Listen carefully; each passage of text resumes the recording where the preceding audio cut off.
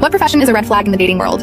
I went out on a date with an entrepreneur about 4 years ago, and the experience was traumatizing. He arrived late because he had to go home first to switch to his sports car. He pulled out his car key with a BMW logo and dropped it on the table. Rather than feeling impressed, I felt incredibly hungry after waiting half an hour for him to arrive. Throughout the night, he compared our date to his previous experiences in a condescending manner, saying things like he typically goes out with girls who are much skinnier. All I could say was, haha, is that so? He even talked about how as a business owner, he was high on the list of eligible bachelors with many options to choose from. Before I could respond, he proceeded to talk about how as a CEO, it was hard to find genuine connections since all the girls wanted him for his money. He added how success in the business world was something most women couldn't comprehend, and then paused before asking me about my profession. I told him how I was a nurse, and he randomly apologized, saying that if we were to get married, I wouldn't need to work. I sat there absolutely shaking with anger. He continued with how I would never be able to make real money as a nurse, and that I was basically just a fancy maid for sick people. In the middle of his speech, he called over a friend he had spotted across the room, and proceeded to hold a 15-minute long conversation about his amazing business in front of me. His friend appeared super uncomfortable. My date left the table when the food arrived to freshen up in the bathroom, and his friend took the opportunity to warn me to leave while I could. But before leaving, his friend added a few extra expensive liquor to the unpaid tab for the businessman, as an apology for what I went through. Unsurprisingly, that CEO continued having a hard time finding someone willing to marry